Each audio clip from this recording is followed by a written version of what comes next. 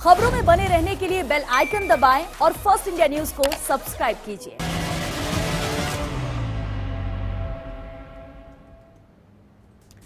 Corona के आंकड़े दिनों दिन डरा रहे हैं। देश में मार्च से लगे लॉकडाउन के बावजूद कोरोना पर रोक नहीं लगाई जा सकी है। 1.5 लाख से ज्यादा लोग संक्रमित हैं और 4,500 से ज्यादा लोगों की मौत हो चुकी है। तो फिर देश के सामने आगे रास्ता क्या है? 31 मई के बाद देश में कोरोना कंट्रोल की नियमावली क्या होगी? ऐसे तमाम सवाल देश के सामने हैं। आपके हर सवाल का जवाब मिलेगा, लेकिन पहले कोरोना की विभीषिका कितनी विकराल है, ये रिपोर्ट देखिए।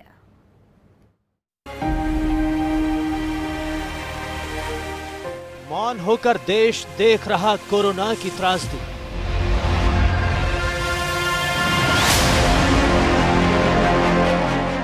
हर दिन को मात देता अगले दिन का आंकड़ा।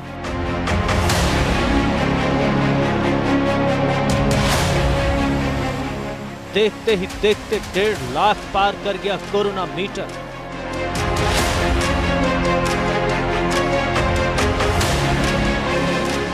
किसने की गलती, कहां रह गई भूल?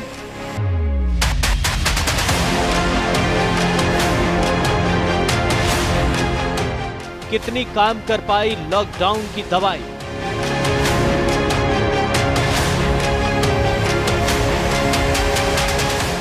बचाव के लॉकडाउन में इकोनॉमी की ढील का फॉर्मूला क्या?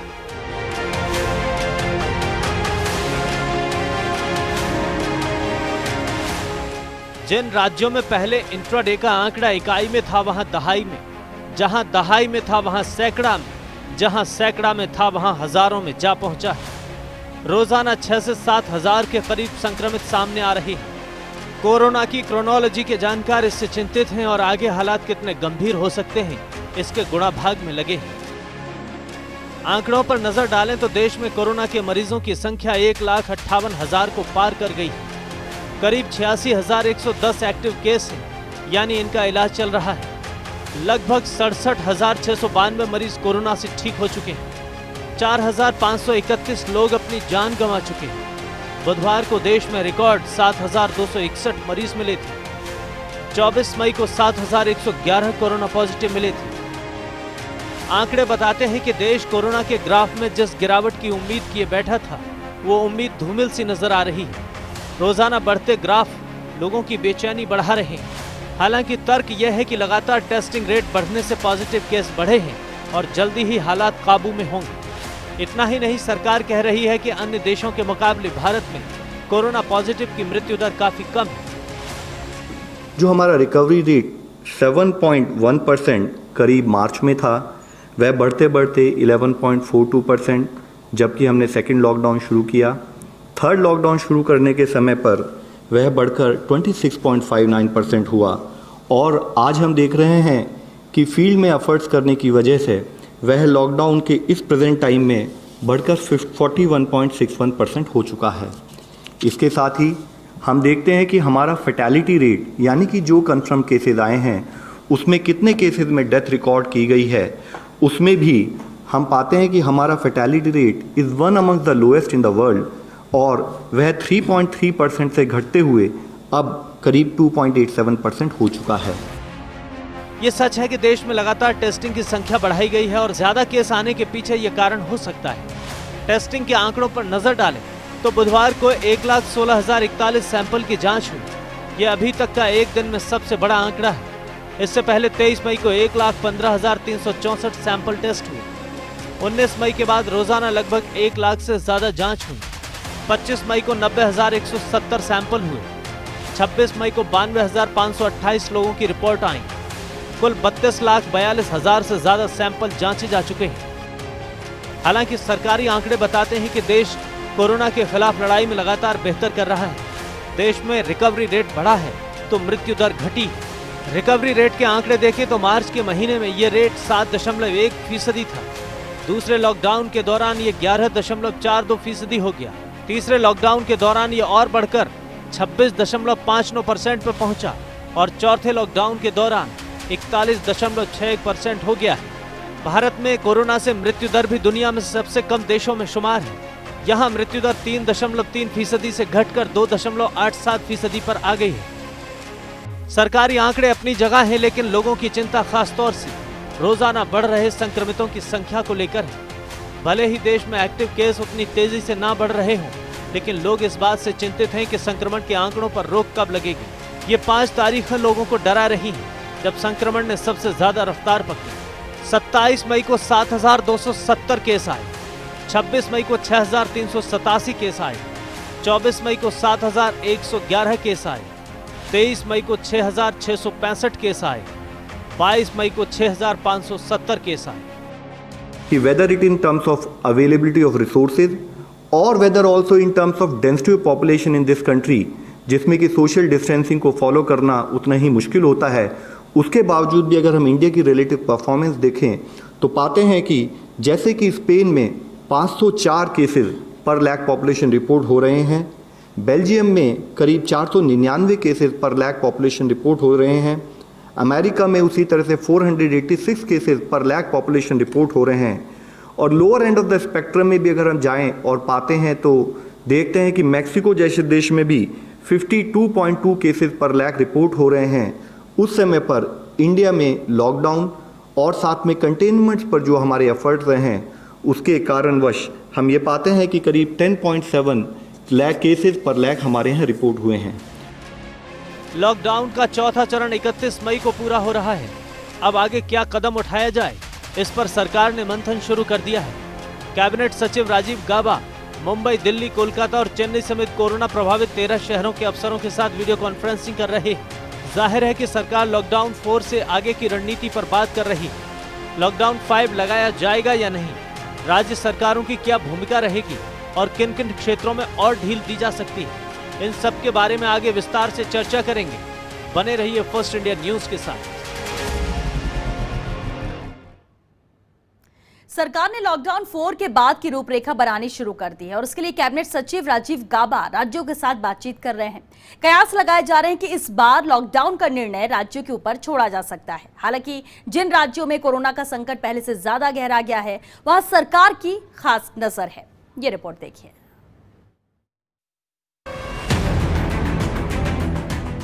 सरकार की लॉकडाउन 5 की तैयारी।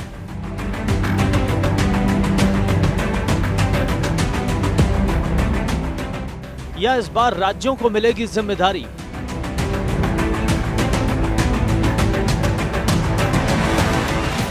सरकार ने राज्यों से मांगे सुझाव।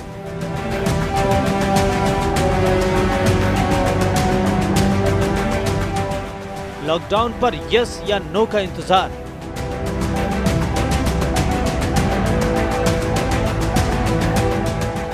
जैसे जैसे लॉकडाउन की समय सीमा नजदीक आ रही है, वैसे ही देश की जिज्ञासा बढ़ती जा रही है कि आखिर इस बार क्या करेगी सरकार। पूरा देश इस इंतजार में है कि कोरोना के बढ़ते आंकड़ों के बीच सरकार का अगला कदम क्या होगा, किन इलाकों में ढील दी जाएगी और कहां सख्ती बरती जाएगी। उन इलाकों का क्या होगा जहां कोरोना की आशंकाएं लगभग खत्म हो चुकी हैं और वहां के इंतजाम क्या होंगे जहां कोरोना जड़ें जमाए हुए हैं। ऐसे में सबकी नजरें अटकी हैं कैबिनेट सचिव राजीव गाबा पर। देश में कोरोना वायरस से प्रभावित 13 शहरों के नगर निगम आयुक्तों और जिला मजिस्ट्रेटों के साथ कैबिनेट सचिव गाबा बैठक करेंगे। वीडियो कॉन्फ्रेंस के जरिए कैबिनेट सचिव राजीव गाबा की ये बैठक होगी। इसमें संबंधित राज्यों के मुख्य सचिव और प्रधान सचिव हेल्थ भी भाग लेंगे। गृह मंत्रालय ने बताया कि इस बैठक में कौन कौन शामिल होंगे। इसमें मुंबई, चेन्नई, दिल्ली और नई दिल्ली, अहमदाबाद, ठाणे, पुणे, हैदराबाद, कोलकाता, हावड़ा, इंदौर, जयपुर, जोधपुर, चेंगलपट्टू और तिरुवल्लुर के नगर निगम आयुक्त बैठक का हिस्सा होंगे। बैठक में संबंधित जिलाधिकारी या जिला मजिस्ट्रेट भी भाग लेंगे। असल में 31 मई को लॉकडाउन 4 खत्म होना है, साथ ही प्रधानमंत्री को 31 मई को मन की बात भी करनी है। ऐसे में कैबिनेट सचिव की यह बैठक खासी अहम मानी जा रही है। इस बैठक के दौरान कैबिनेट सचिव राज्यों और केंद्र शासित प्रदेशों से ये जानेंगे कि उनके यहाँ कोविड-19 के मरीजों की क्या हालत है। इसके अलावा राज्यों में लॉकडाउन बढ़ाने को लेकर क्या सोच है और वो इसे बढ़ाना चाहते हैं या नहीं, इस पर अहम चर्चा होगी। इससे पहले 17 मई को कैबिनेट सचिव राजीव गाबा ने राज्यों के शीर्ष अधिकारियों के साथ चर्चा की थी। इस दौरान राज्यों को ट्रेनों को चलाने की अनुमति देने से जुड़ी चर्चा हुई थी और कोरोना के संकट को लेकर राज्यों के किए जा रहे प्रयासों पर समीक्षा की गई थी। राजीव गौबा ने इस कोरोना संकट काल में समय समय पर राज्यों के शीर्ष अधिकारियों के साथ बैठकें की हैं और उनसे स्थिति की जानकारी ली है। 17 मई को की गई बैठक में भी राज्यों के सचिवों के साथ कोरोना से निपटने के उपायों पर चर्चा की गई थी और केंद्र सरकार की गाइडलाइंस का पालन ठीक से करने के निर्देश दिए गए थे। देश में लॉकडाउन 4 चल रहा है, जिसकी अवधि 31 मई तक है और अब सबके मन में सवाल यह है कि क्या लॉकडाउन 5 को लागू किया जाएगा। कयास ऐसे लगाए जा रहे थे कि रविवार को होने वाली मन की बात में प्रधानमंत्री नरेंद्र मोदी अगले लॉकडाउन का ऐलान कर सकते हैं, लेकिन गृह मंत्रालय ने इन कयासों को खारिज कर दिया था। गृह मंत्रालय ने कहा था कि इस रविवार को मन की बात कार्यक्रम में प्रधानमंत्री नरेंद्र मोदी के लॉकडाउन 5 की घोषणा को लेकर किए जा रहे तमाम दावे केवल कयास हैं। तो इतना साफ है कि मन की बात में इसका ऐलान नहीं होगा, बल्कि केंद्र सरकार राज्यों से चर्चा के बाद इस पर कोई निर्णय करेगी। Bureau report, post India news.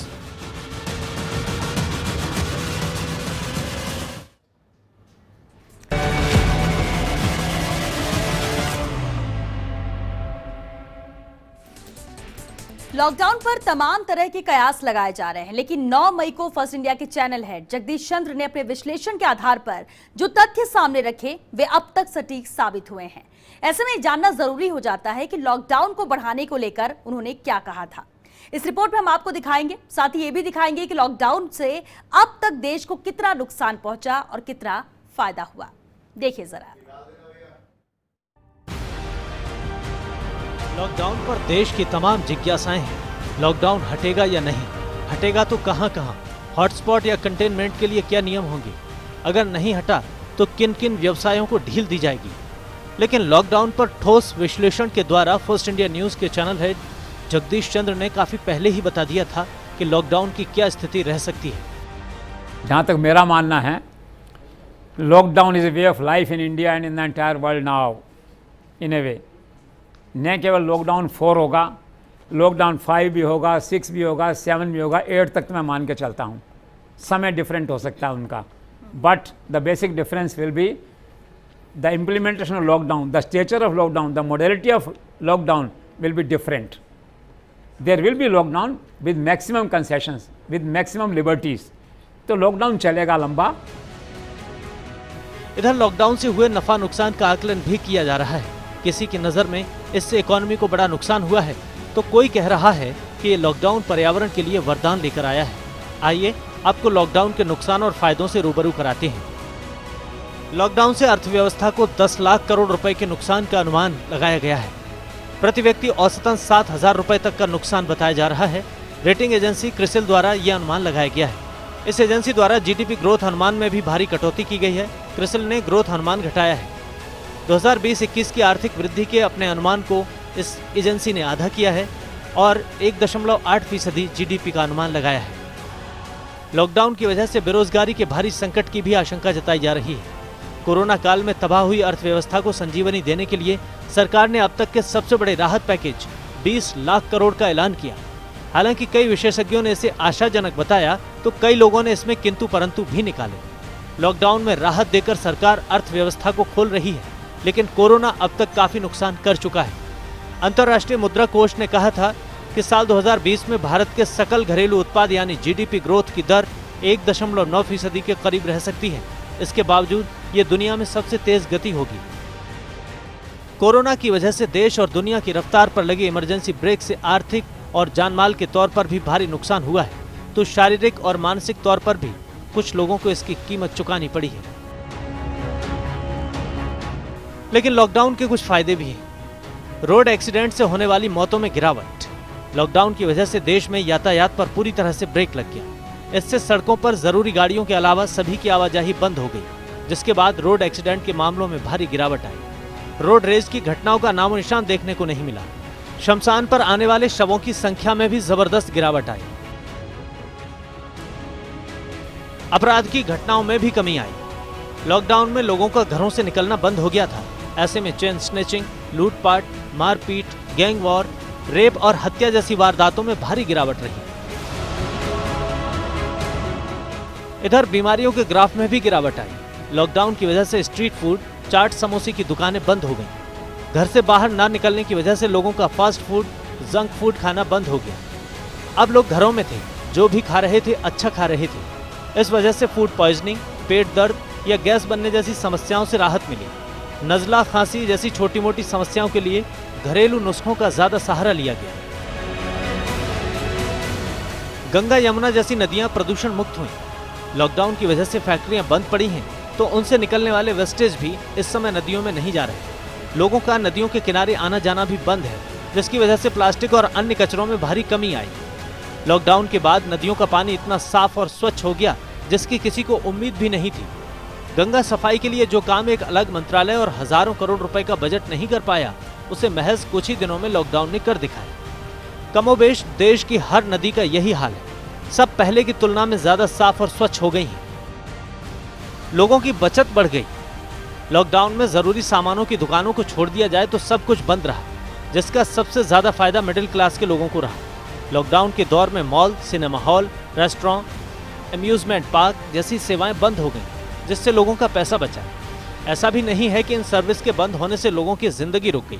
वे आराम से जी रहे हैं, क्योंकि सर्वाइवल के लिए जरूरी चीजें अब भी मुहैया हो रही हैं। कुल मिलाकर ये चीजें इंसान की लाइफ में एक्स्ट्रा के तौर पर थीं, जिनके बंद होने से जिंदगी पर कोई बहुत बड़ा दुष्प्रभाव तो नहीं पड़ा, अलबत्ता पैसे जरूर बचे। हवा और प्राकृतिक वातावरण शुद्ध हुआ। गाड़ियों से निकलने वाले धुएं बंद हो गए। फैक्ट्रियों से निकलने वाला धुआं बंद हुआ। वर्क फ्रॉम होम होने के बाद ऑफिस में लगे भारी संख्या में एसी बंद हुए, जिसका असर हवा और हमारे पर्यावरण पर दिखा। हवा पूरी तरह साफ हुई। दिल्ली, मुंबई और चेन्नई जैसे शहरों में इतना साफ आसमान पहले नहीं देखा गया। हालात यह है कि इस वक्त भी रात में आसमान में टिमटिमाते तारे साफ दिखाई देते हैं। जालंधर से हिमालय की पर्वत श्रृंखलाएं स्पष्ट दिखाई देने लगी। परिवार के लिए ज्यादा वक्त मिला। घर में होने की वजह से परिवार के साथ ज्यादा समय बिता पाए। बच्चों को मम्मी पापा के साथ बैठकर टीवी देखने का आनंद मिला। जो वक्त लोग बड़ी मुश्किल से निकाल पाते थे, वो आसानी से लोगों को मिला और उन्होंने परिवार के साथ इस समय को गुजारा। Bureau report, post India.